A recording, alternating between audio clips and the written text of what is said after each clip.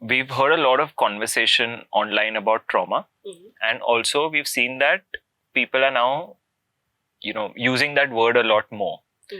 So, specifically speaking, as far as kind of study is concerned, what is the clinical definition of trauma?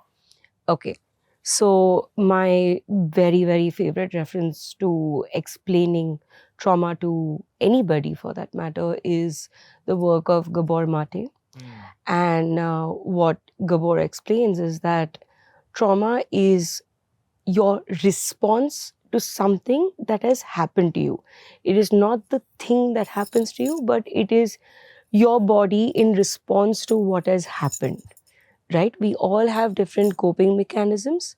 So that is what that emotion is. How you cope with what has happened to you, that's what trauma is. I know that, in this day and age, we use the word trauma extremely loosely. But clinically, what it does is that it totally cripples your existence. What do you mean by that cripples your existence? So, like, if we just break it down to of a use case of somebody without referring to them. Sure.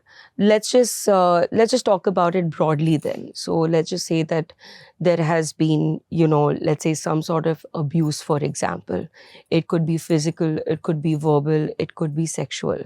What happens then is how you are going to cope with this trauma is very, very subjective. You will also see there are people who become reclusive. You will see a lot of signs like with respect to, let's say, children or with respect to people also. Just to cope with trauma, they become reclusive. They don't know how to process it.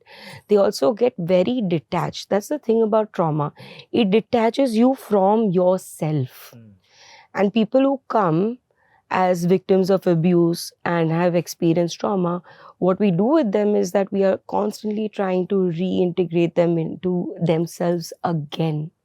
So that is what it is. So how it works is you'll see a lot of, let's take the example of a person who's been an extrovert. Something happens to that person. Let's say there's been some physical violence and it's been repeated.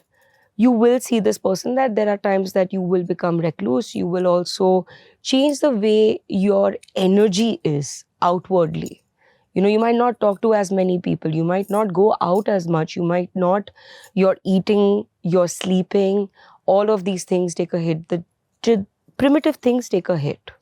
So you will see there is a vast, drastic change in just your emotional regulation. There's a lot of dysregulation in the system because you're just trying to cope and fathom first what happened. There are a lot of people who cannot process at the time that it happens.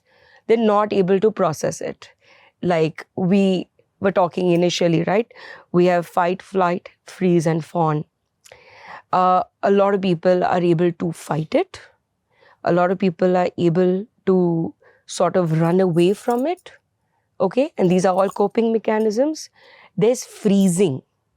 You'll hear a lot of like Hindi movies saying, oh, but you didn't do anything about it.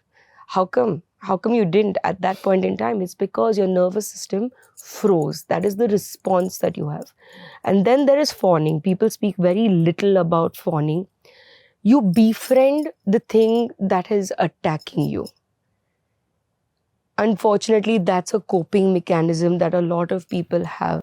That's like with a lot of people pleasers? It is with people pleasers. It's also when we are young, for example, and we live in an abusive environment. When you're young, you don't have any financial support, you don't have any emotional support, and this is coming, let's just say, from your immediate caregivers. You have nowhere to go. So what do you do? How do you survive? What are your options? You don't have any options left.